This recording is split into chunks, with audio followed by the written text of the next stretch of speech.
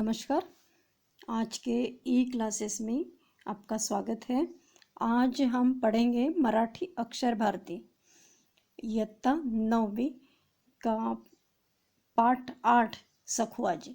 इस पाठ को हम हिंदी और मराठी दोनों भाषा में पढ़ेंगे, क्योंकि बहुत जगह पे है इंग्लिश मीडियम में भी किताब है, तो हिंदी इंग्लिश मीडियम में मराठी मीडियम में भी होगा, तो इसलिए हम हिंदी और मराठी दोनों भाषा में इसको एक्सप्लेन करके बताएंगे। तो चलो देखते हैं पाठ सखु आजी। सबसे पहले बच्चों हम देखेंगे पाठ का परिचय। पाठ परिचय।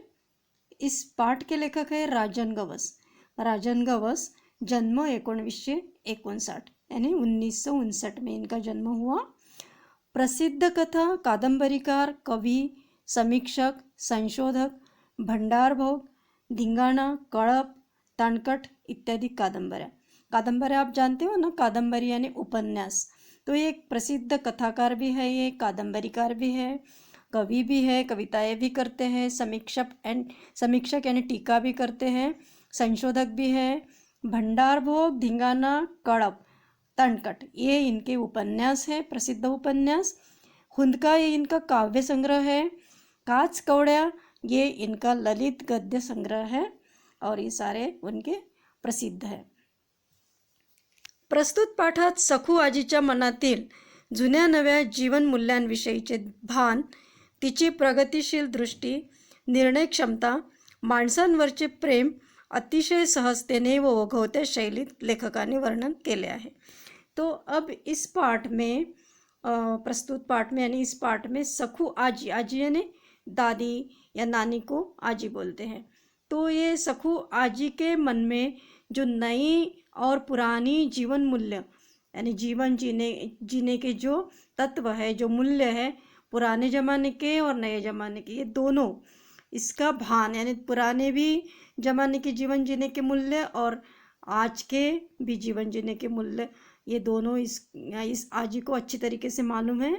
तिची प्रगतिशील दृष्टि, और पुराने ज़माने की होने के बाद भी वो जो प्रगतिशील दृष्टि है उसकी, यानी उसका देखने का नज़रिया जो है वो आज के युग में भी लागू होता है।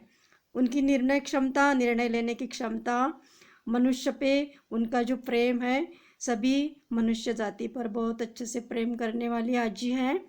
अतिशय सहजतेने व ओघवत्या शैलीत लेखकाने वर्णन केले आहे। तो इस पाठ में ये आजी के जो गुण हैं, तो ये सारे गुणों का वर्णन लेखक ने ओघवत्या शैलीत, ओघवती शैली यानी अपनी जैसे बोलने की भाषा होती है, वो सबको अच्छे तरीके से सहजता से समझ में आता है, उस प्रकार की भाषा शैली में लेखक ने वर्णन किया हुआ है। तो चलो हम आज देखते हैं पाठ सखू आजी। सखू आजी परवा वारली ही गोष्ट कदाचित सांगण्या इतपत महत्त्वाची नसेल, कारण आपण कितीतरी मृत्यू रोज अनुभवत असतो। अब सखू आजी परवा यानी एक दिन पहले क्या हो गई, इनकी वारली यानी मृत्यु हो गई। ही गोष्ट कदाचित सांगण्या इतपत महत्त्वाची नसेल। लेखक राजन गवस कहते हैं कि ये जो बात है, गोष्ट यानी बात, लोगों को बताने लायक भी नहीं है, इतनी महत्वपूर्ण नहीं है, क्योंकि हर रोज़ कई सारे मृत्यु होते रहते हैं। तो सखू आजी की मृत्यु हो गई, ये बात भी कोई बहुत बड़ी नहीं होंगी किसी के लिए, कारण आपण कितीतरी मृत्यू रोज अनुभवत असतो। मग सखू आजी मरण पावली याला विशेष महत्त्व काय, असा प्रश्न कोणीही उपस्थित करू शकते। तो बहुत सारी मृत्यु रोज होती रहती है इस पृथ्वी पर, तो सखू आजी एक कोई तो भी बूढ़ी क्या बोलेंगे, वृद्ध औरत है और उसकी मृत्यु हो गई, तो उसका इतना क्या महत्व है। इस प्रकार का सवाल, इस प्रकार का प्रश्न बहुत सारे लोग उपस्थित कर सकते हैं। याबाबत मला काहीही म्हणायचे नाही, तरीही सखू आजीचा मृत्यू मला खोलवर जखम करून गेला। लेखक कहते हैं कि इस बारे में, किस बारे में, कि सखू आजी की मृत्यु हो गई और बहुत सारे लोगों की होती रहती है, तो इतनी महत्वपूर्ण थोड़ी है उसकी मृत्यु। तो इसके बारे में मेरे को कहीं कुछ कहना नहीं है, लेकिन फिर भी मेरे जीवन में सखू आजी का जो मृत्यु है वो मेरे हृदय में बहुत गहरी जखम करके गया है। आपलं असं काही हरवलं असं मला आजही वाटतंय. माझ्या जगण्यातलं एक शुभ्र निरभ्र काही संपलं अशी एक पोकळी वाटते. कौन सखू आजी, माझी कौन लागत होती ते. लेखक कहते हैं कि सखू आजी के मृत्यु से मेरा कुछ तो भी हरवलं यानी हिरा गया, गुम गया, कुछ तो भी मेरा गुम गया है, कोई तो भी मेरा नुकसान हो गया है, असं आजही मला वाटते. मतलब आज भी मुझे ऐसे लगता है. आज ही को मृत्यु होके कई दिन हो गए फिर भी, और मेरे जीने में ऐसे लगता है कि कुछ कमी आ गई है. पोकड़ी पोकड़ी यानी कमी आ गई है. तो ये कौन सखू आजी है, ये मेरी कौन लगती थी, कोई भी नहीं लगती थी, फिर भी मुझे ऐसे लग रहा है, ऐसे लेखक कहते हैं.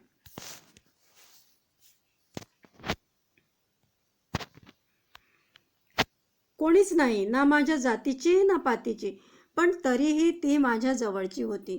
लेखक राजन गवस कहते हैं कि ये तो मेरी कोई भी नहीं लगती थी, ना ये मेरी जाति की यानी कास्ट की थी, ना मेरी रिश्तेदार थी, लेकिन फिर भी वो मेरे लिए पास थी, मेरे हृदय में उसके लिए जगह थी.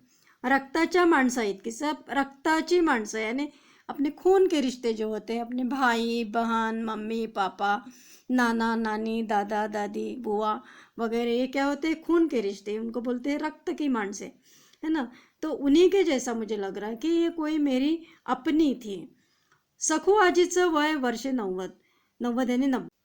अब सखू आजी की उम्र कितनी थी, 90 साल की हो गई थी. अब बहुत हो गई है, आज 90 साल का जीवन जीना मतलब बहुत हो गया.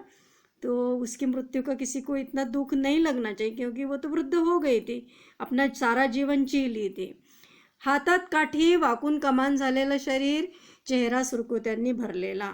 अब उम्र के कारण उससे चलना नहीं बनता था अच्छे से, तो उसके हाथ में एक लाठी रहती थी और स्टिक लेके चलती थी. वाकून कमान झालेलं शरीर, कमान यानी कमान की तरह उसका जो शरीर जो है, रीढ़ की हड्डी जो है वो क्या हो गई थी, वक्र हो गई थी यानी झुक गई थी.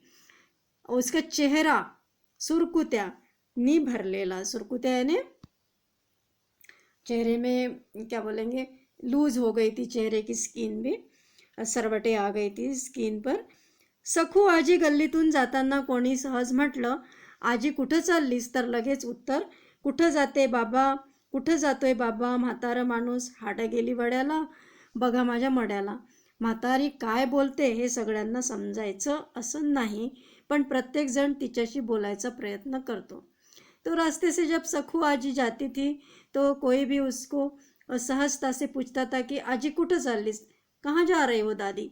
तो उसका उत्तर था, तुरंत उत्तर देती थी. क्या उत्तर देती थी, कहाँ जाऊंगी बाबा, मैं म्हातार माणूस यानी बुढ़ी औरत हूँ, हाडं गेली वड्याला, बघा माझ्या मड्याला. हाडं गेली वड्याला आणि बघा माझ्या मड्याला म्हणजे कि मैं वृद्ध हो गई हूँ, अब मेरी मरने की उम्र है, लेकिन मुझे मृत्यु नहीं आ रही है. हाडं गेली वड्याला यानी अस्थि विसर्जन करते हैं ना हम नदी में, उसको बोलते हैं हाडं गेली वड्याला, यानी पानी में विसर्जित हो गई. और बघा माझ्या मड्याला यानी मेरा मृतदेह, इसको देखो, मतलब मेरा तो ऐसा हो गया शरीर और उम्र कि मतलब अभी मरना क्या जीना क्या मेरे लिए एक ही बात है. तो इस प्रकार का होने के बाद भी मैं कहाँ जाऊँगी. तो इस प्रकार का आज कविता में उत्तर देती थी. म्हातारी काय बोलते यानी म्हातारी, ये वृद्ध औरत क्या बोलती थी ये सबको समझता नहीं था, लेकिन फिर भी हर एक व्यक्ति उसके साथ बोलने का प्रयास करती थी, बोलण्याचा प्रयत्न करतो यानी बोलने का प्रयास करती थी. अच्छा लगता था लोगों को उसके साथ बात करके. म्हातारी प्रत्येकाशी बोलते. मला सखू आजी नेहमीच एक कविता वाटते.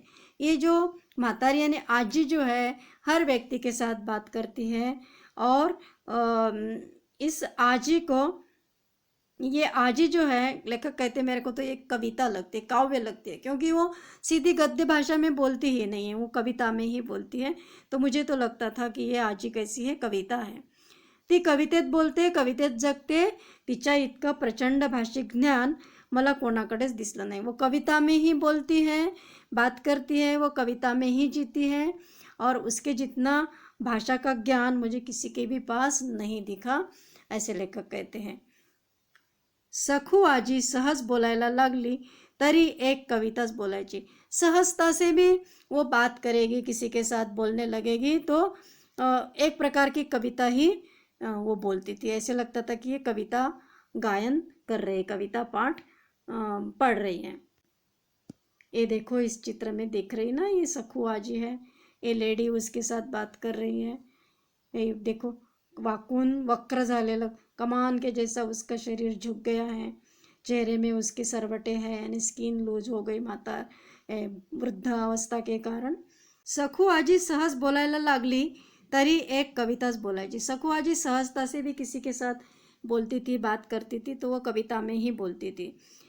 कुणी म्हटलं, म्हातारी गप्प घरात बसायचं सोडून कुठं निघालीस मरायला। कोई उसको पूछता था कि ये दादी घर में बैठना छोड़ के इस उम्र में कहाँ गई, कहाँ जा रही हो मरने को। तर ती लगेच म्हणायची, मरण लोकाला शरण दिक्काला, माझं कपाळ भरलं आभाळ, मरलं माणूस, झिजलं कानूस, म्हातारी नवसाची भरून उरायची. हे सगळं ती जुळवून बोलायची असं नाही, पण ती बोलायला लागली की आपोआपच तिच्या तोंडातून ते बाहेर यायचं। तो इतनी सारी, किसी ने उसको सहजता से एक प्रश्न पूछा कि दादी तुम कहाँ जा रहे हो मरने के लिए, मतलब तुम मत निकलो, घर में बैठो। तो वो बोलती थी कि मरण लोकाला, वो सहजता से बोलते मरण लोकाला, यानी मृत्यु लोगों को, शरण दिक्काला, माझं कपाळ, यानी उसके काव्य को कोई मतलब अर्थपूर्ण बोलती थी या कोई अर्थ था, किसी को समझता था ऐसा नहीं, लेकिन वो अपना बोलती जाती थी। तो इस प्रकार से वो बोलती थी, भरलं आभाळ, मरलं माणूस, झिजलं कानूस, म्हातारी नवसाची भरून उरायची। म्हातारी नवसाची भरून उरायची यानी किसी को लिए मन्नत मांगते हैं ना, कि मन्नत मांग के कोई चीज़ मिल जाती है, तो उस प्रकार से वो बोलती कि मेरे को तो इतना आयुष्य है, इतना जीवन दिया है भगवान ने कि मैं कैसी हूँ, नवस की यानी मन्नत मांग के आई हूँ, इस प्रकार की हूँ। तो ये सारा काव्य जो है वो कुछ जोड़ के बोलती थी या कुछ सोच के बोलती थी, ऐसा नहीं, लेकिन वो जब बोलने लगती थी तो अपने आप उसके मुंह से ये शब्द बाहर आते थे। तिच्याशी बोलताना एक अवर्णनीय आनंद मिळायचा। लेखक कहते हैं कि उसके साथ बात करते समय मुझे एक अवर्णनीय, जिसका वर्णन नहीं कर सकता है हूँ, इस प्रकार का आनंद मुझे मिलता था। लहानपणी शाळेला जाता जाता आजी आम्हाला गोळा करून बसायची, शेतातल्या देवाच्या गोष्टी सांगायची। हम जब छोटे थे तो ये सखू आजी हम लोगों को इकट्ठा करती थी, और जब हम स्कूल जाते थे तो सबको स्कूल जाते समय सबको इकट्ठा करती थी, एक जगह बैठाती थी और खेत के भगवान जो है उनकी बातें बताती थी, शेतातल्या देवाच्या गोष्टी आणि खेत के भगवान की बातें। आजीची गोष्ट कधी कधी आठवडा आठवडा चालायची। तो आजी की जो कहानी है वो एक दिन में ख़त्म नहीं होती थी, कभी कभी एक एक सप्ताह, आठवड़ा यानी एक एक सप्ताह भर उसकी कहानी चलती रहती थी। जैसे सीरियल देखते हैं ना, आधा आधा घंटा आज, आधा घंटा कल, ऐसे रोज़ हम उसी टाइम सीरियल देखते रहते हैं कि कल क्या होगा, परसों क्या होगा, ऐसी हमें उत्सुकता लगती है। उसी प्रकार से आज ही का भी एक सीरियल ही चलता था इस कहानी के माध्यम से। आज थोड़ा टाइम बताई कहानी, फिर कल थोड़ा टाइम, तो ऐसे आठवडा आठवडा भर यानी एक सप्ताह तक उसकी कहानी चलती थी। शाळेला जाताना काही वेळ, शाळेतून येताना काही वेळ, असा तो ठरलेला कार्यक्रम असायचा। तो ये कहानी कब बताती थी, कब तो कभी स्कूल जाने के टाइम में, जाते समय कुछ समय तक, कई वेळा ने कुछ समय तक, तो कभी कभी स्कूल से आने के बाद कुछ समय तक ये कार्यक्रम उसका कहानी बताने का चलता था। एकदा आजीनं एक गोष्ट सहज सुरू केली आणि संपवली, पण ती माझ्या मनात दीर्घकाळ रेंगाळली। लेखक कहते हैं राजन गवस की एक बार आजी ने एक कहानी बताना शुरू कर दिया और वो ख़त्म भी हो गई, लेकिन वो मेरे मन में अब दीर्घकाल यानी बहुत दिन तक, रेंगाड़ यानी बहुत दिन तक वो कहानी मेरे को रह रह के याद आती थी, आजी की कहानी। आजी म्हणाली, शेतात एक सांप होता। कहानी कौन सी थी देखो। आजी कहती थी, खेत में एक सांप था, त्याचा माणूस झाला, त्याला पंख फुटले, उसका आदमी हो गया, उसको पंख आ गए। तो समुद्रावर गेला, 4 तपश्चर्या केली, फिर आदमी हो गया सांप का, उसको पंख आ गए, फिर वो समुंदर पर गया, वहाँ 4 तपश्चर्या की, 4 तप तक उसने तपश्चर्या की, परत आला, फिर से वापस आया, फिर उसका त्याचा काय झाला, बैल झाला, उसका बैल बन गया। खांदा मळला, नांगर जुंपला, खांदा मळला यानी उसको उसके कंधे पे नांगर, नांगर क्या बोलते हैं उसको, हल, हल जोता उसको, बैल को। फिर फाळाला नागिन डसली, बैलाची दातखुळी बसली। तो नागिन आ गई, नागिन फाड़ को काटी, फिर इस बैल की दातखुड़ी बसली, नांगराची नदी झाली, फिर नांगराने हल की क्या हो गई, नदी हो गई। बैलाला आंघोळ घातली, त्याचा साप झाला, फिर बैल को नहलाया तो उसका क्या बन गया, सांप हो गया। नागिनीला घेऊन पळाला, फिर ये बैल का सांप हो गया और उस नागिन को लेके चला गया। हे सांगताना आजीच्या चेहऱ्यावरचे बदलणारे भाव, हातांच्या हालचाली, या साऱ्यातून हे सारे आपल्यासमोर घडतं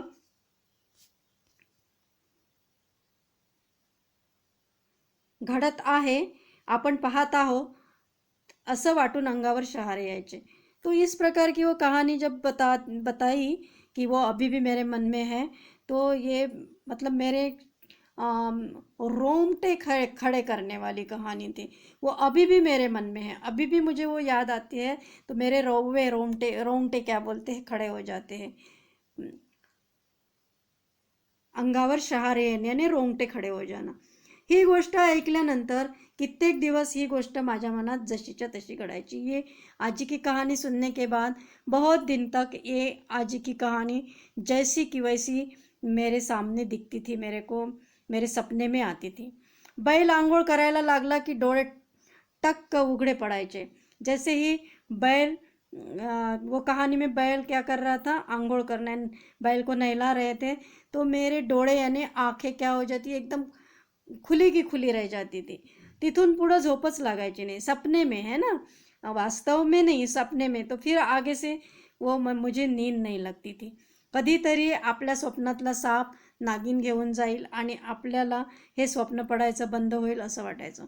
जैसे आजी की कहानी का जो सांप था नागिन को लेके गया, उस प्रकार से मुझे लगता था मेरे सपने में भी सांप आएगा और इस नागिन को लेके जाएगा और मेरा ये सपना पड़ना बंद हो जाएगा। कब बंद हो जाएगा ऐसे मुझे लगता था, पण कई वर्षात असं कधी घडलं नहीं। लेकिन बहुत साल हो गए, लेकिन ऐसा नहीं घटा।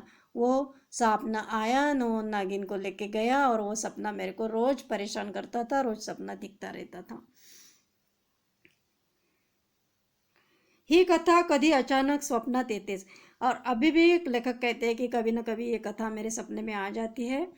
आजीनं काही गोष्टी सांगितल्या, पण एवढीच कशी मेंदूत रुतून बसली, हा प्रश्न अनुत्तरित आहे। लेखक कहते हैं कि आजी ने तो बहुत सारी बातें बताई, कहानियाँ बताई, लेकिन ये इतनी एवढीच यानी यही कहानी मेरे मेंदू यानी दिमाग में कैसे बैठ गई, इस प्रश्न का मेरे पास कोई उत्तर नहीं, अनुत्तरित आहे यानी कोई उत्तर नहीं है। त्या काळी आणि त्यानंतर या गोष्टीचा अर्थ आजीला विचारला होता तर ती फक्त हसायची। उस समय जब आजी जिंदा थी तब उसको आजी को इस कहानी का अर्थ मैंने पूछा था, तो आजी ने क्या बताया, तो वो सिर्फ हंस दी थी। मध्येच एकदा म्हणाले, गाव गर्तीला सपान धरतीला, धरती दुआपली, माती हाराकली। आता हे कोणाला कळणार, नंतर म्हातारीला काहीच विचारलं नाही। अगर उसको ज़्यादा पूछने जाओ तो वो बोलती थी कि गाव गर्तीला सपान धरतीला, धरती दुआपली, माती हाराकली। तो इस प्रकार का और कविता काव्य बोलती थी। तो ये किसी को कोणाला करणार है, किसी को नहीं समझ में आता, तो वो अपनी बोलती जाती थी। फिर मैंने भी म्हातारीला काहीच विचारलं, मैंने भी आजी को कभी कुछ नहीं पूछा। सखू आजी गावातल्या कुणाच्याही बारशाला, लग्नाला, मैताला हटकून पुढं असायचीच। सखू आजी इतनी सोशल थी कि वो गांव में किसी के भी घर में बारस यानी बरसी, बच्चा का जन्म होता है ना, 12 दिन में उसका नामकरण विधि होता है, उसको बोलते बारस।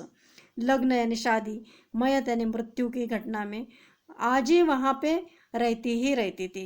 सुख में दुख में शामिल होती थी, दुख में लोगों को सहारा देती थी और सुख में खुशी बांटती रहती थी। सगळं तिच्या म्हणण्यानुसार चालायचं, तिच्या शब्दाला चॅलेंज नसायचं। गांव के लोग भी सारे उसके कहने के अनुसार चलते, म्हणण्यानुसार चालायचं नहीं, उसके कहने अनुसार चलते थे। उसके किसी भी शब्द को कोई चैलेंज नहीं था, क्योंकि वो गलत बात नहीं बताती थी।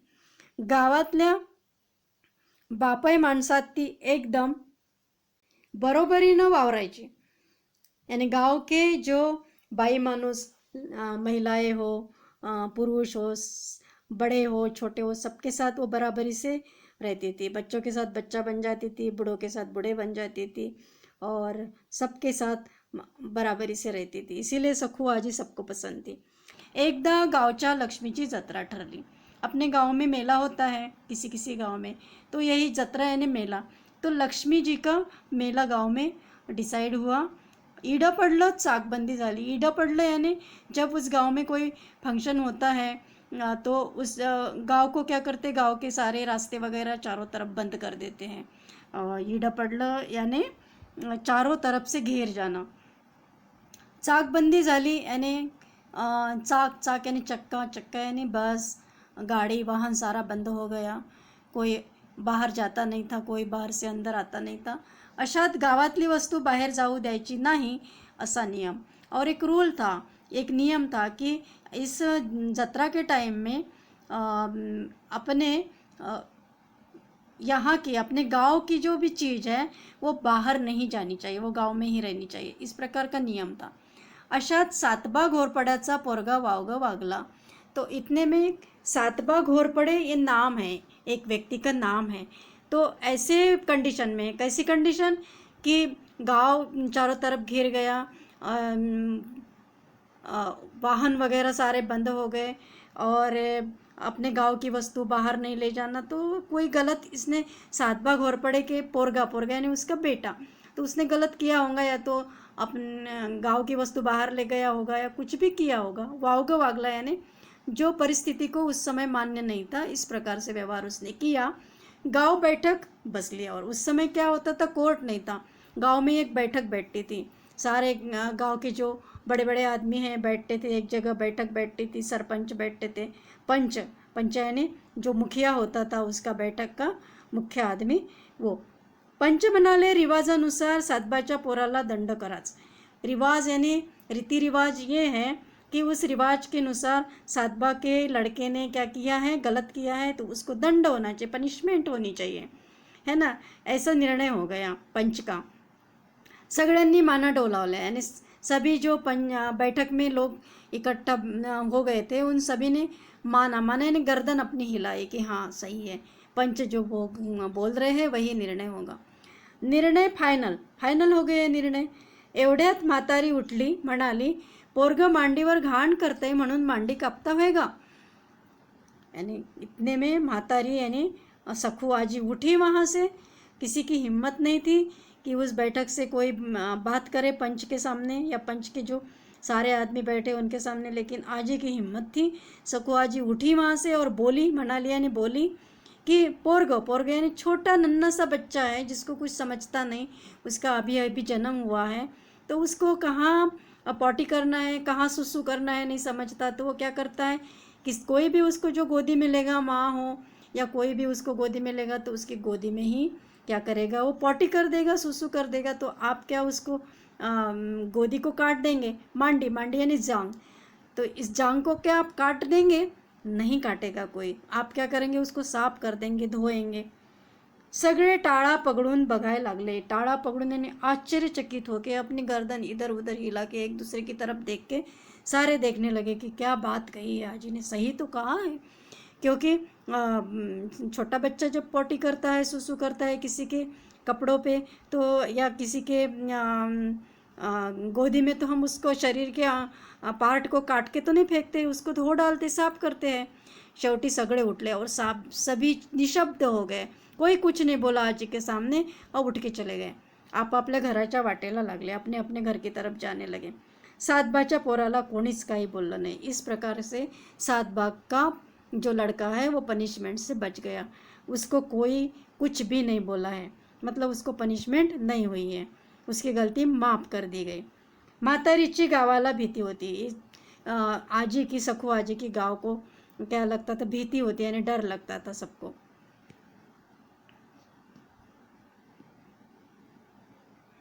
एकदा सखू आजी गावातल्या आया बाया गोळा करून आमच्या घरात आली। एक दिन क्या हो गया, एक बार सखू आजी, इसने गांव की आया बाया ने, गांव की बहुत सारी औरतें, ये देखो आप चित्र में देख रहे हैं, ये औरतों को उसने क्या किया है, इकट्ठा किया है, वो कहाँ लेके आई, आमच्या घरात, यानी लेखक के घर में। ये लेखक है खड़े, ये सखुआ जी है, ये लेडीज़ है ना। तो घर में लेके आई, तेव्हा मी कॉलेजात होतो उस समय।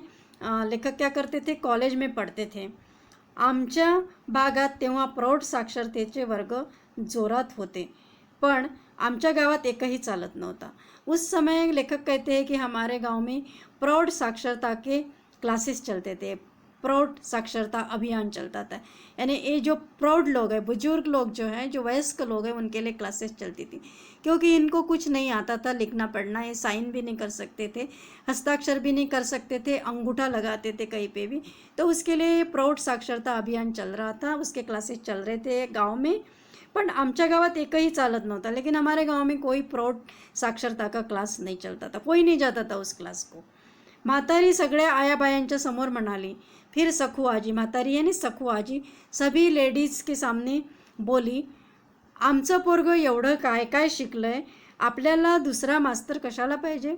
आई उसके घर में और बोले कि आमचं पोरगं, देखो कितने प्रेम से अपनापन से बोलती थी वो कि हमारा बेटा, आमचं पोरगं यानी हमारा बेटा कितना सारा पढ़ाई कर चुका है, अब हमें दूसरा टीचर काय को चाहिए, नहीं चाहिए हमें दूसरा टीचर।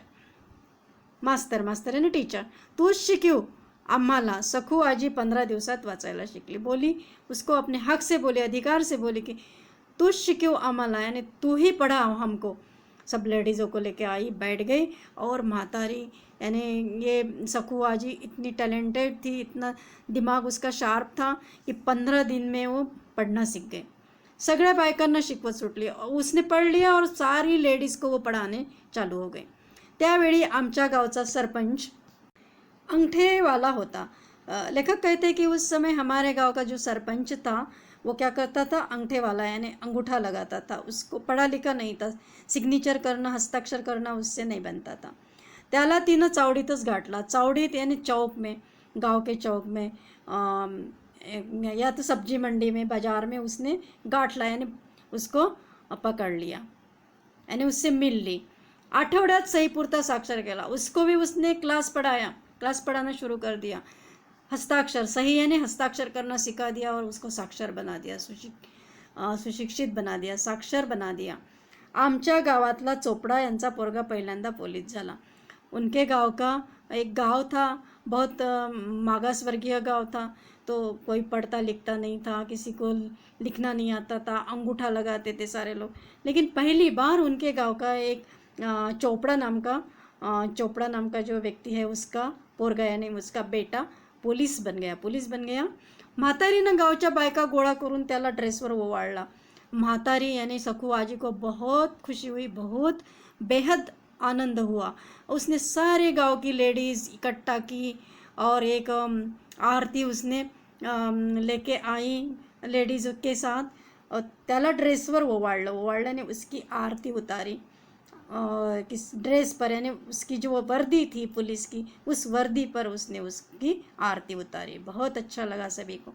इस प्रकार के सखू आजी का सबके साथ व्यवहार था। दही साखरेनं तोंड गोड केलं, दही और शक्कर से उसका मुंह मीठा किया। गांव म्हणजे म्हातारीचा गोतावळा यानी रिश्तेदारी। ये गांव यानी और गांव के लोग यानी उसकी सारी रिश्तेदारी थी। उसको कोई रिश्तेदार नहीं था, लेकिन गांव के सारे लोग उसके रिश्तेदार थे। तिला गावातल्या सगळ्या लहान थोरांमध्ये आपलं घर दिसायचं। उसको लगता था कि मेरा घर ही है, एक गांव यानी मेरा घर है। लहान यानी छोटे, थोर यानी बड़े, छोटे हो बड़े हो, इन सभी में उसको अपना ही घर दिखता था। वो सबसे प्रेम करती थी, सबके भले की बात करती थी। सखू आजी शिकली सवरली असती, शहरात जन्मली असती तर कुठं पोचली असती। लेखक कहते हैं कि सखू आजी अगर शिकली सवरली यानी सुशिक्षित होती, पढ़ाई लिखाई की होती उसने, उस समय आज के जैसे क्लासेस होते थे, और शहर में जन्म लेती तो कहीं की कहीं पहुंच जाती थी, ऐसे कहते हैं लेखक। और सही भी है, उतना उसका दिमाग शार्प था। इतकी प्रचंड बुद्धी तिला लाभली होती, पण ते तिच्या नशिबात नव्हतं। इतनी प्रचंड बुद्धिमत्ता उसके पास थी, लेकिन उसके नसीब में वो नहीं था, उस समय पढ़ाई नहीं थी, म्हणून काही बिघडलं नव्हतं। इसीलिए कुछ नहीं बिगड़ा। तिनं सगळं तिच्या हयातीत काबीज केलं, हयात यानी जीवन में। उसने सब कुछ उसके जीवन में हासिल कर दिया। सखू आजी मरण पावली. फिर एक दिन सखू आजी की मृत्यू हो गई. लहान पोरांपासून म्हाताऱ्या कोताऱ्यांपर्यंत प्रत्येकाच्या डोळ्यांतून पाणी आलं. लहान पोरांपासून छोटे बच्चे से लेके म्हातारे कोतारे यानी बूढ़े आदमी तक सबके आंखों में आंसू आ गए. सबको बुरा लगा, सबको खराब लगा, सबको दुख हुआ, क्योंकि उनको सबको लगा कि अपने घर की कोई व्यक्ति मर गई है. गाव पोरकं झाल्याने अनाथ हो गया गाव. अब गाव के लिए कोई ऐसी समझदार सखू आजी नहीं थी. आता फक्त आजीच्या दंतकथा घडलेल्या न घडलेल्या. अब आजी की दंतकथा है, यानी जो कथाएं हो गई नहीं हो गई, जो केवल कथा ही है, अभी सामने नहीं है कुछ भी, उसको दंतकथा बोलते हैं. कुछ घटी हुई, कुछ न घटी हुई. प्रत्येक गावात अशी एक आजी गावचा गोतावळा सांभाळून गेलेलीच असते. हर एक गांव को इस प्रकार की कोई न कोई एक लेडी आजी होती है और वो सब गांव को अपना मानती है, गोतावड़ा यानी रिश्तेदारी मानती है. इस प्रकार की होती है, लेकिन सखू आजी जैसी आजी कहीं नहीं होगी. आता गोतावळा बदलला, आता गावगाड़ा बदलला यानी गांव के रीति रिवाज बदल गए हैं, है ना. पढ़ाई लिखाई आ गई है, लोग सुशिक्षित होने लगे, साक्षर होने लगे. आजीला जागाच उरली नाही. अब आजी नाम की चीज़ जो है उसको जगह ही नहीं बची है, क्योंकि आजी की ज़रूरत ही नहीं है. कंप्यूटर आ गया, लैपटॉप आ गया, टीवी आ गया, मोबाइल आ गया, यूट्यूब आ गया. सब में सीरियल्स में सब में हमको आजी की जैसी बातें मिल जाती है, ज्ञान मिल जाता है. तो आजी की ज़रूरत ही नहीं लगती है, इसलिए आजी को जगह ही नहीं है, कोई मानता ही नहीं आजी को. अडचण फक्त उद्याच्या मुलांची. लेकिन अडचण यानी परेशानी किसकी होगी? कल की जो पीढ़ी है, कल के बच्चों की जो पीढ़ी है, उनकी परेशानी है, उनको दिक्कत है. क्या दिक्कत है? त्यांनी अशा आजीची आठवण कुठली सांगायची. इस प्रकार की आजी भी होती है, इस प्रकार की याद, इस प्रकार की स्मृति, इस प्रकार की बातें अब अगली पीढ़ी के बच्चे कैसे बताएंगे, कहाँ से बताएंगे? ये दुख है. तो इस प्रकार से ये सखू आजी है, और इस पाठ के माध्यम से बताने का उद्देश्य ये है कि आप लोग भी इसी प्रकार से सबके साथ व्यवहार करो. इसी प्रकार के सबसे प्रसिद्ध, सबके क्या बोलेंगे हम, सब आपको चाहने वाले हो, इस प्रकार के बनो. सब आपके लिए रोए, सब आपके लिए आंसू बहाएं. आप अगर उनसे दूर गए, दूर मतलब कहीं दूसरी जगह चले गए, दूसरे गांव चले गए, तो सबको आपका क्या लगना चाहिए, लगाव लगना चाहिए. इस प्रकार से व्यवहार करो. यही इस पाठ का मेरा बताने का उद्देश्य है. तो ये इस प्रकार से सखू आजी ये पाठ हमने देख लिया बच्चों, आपको समझ में आया होगा. और कोई आपको इसमें प्रॉब्लम है तो आप कमेंट्स कर सकते हैं. आपको वीडियो पसंद आया तो इसको लाइक करिए और शेयर करिए, और चैनल को सब्सक्राइब नहीं किया होगा तो सब्सक्राइब करिए और बेल आइकन टैप करिए. Thank you.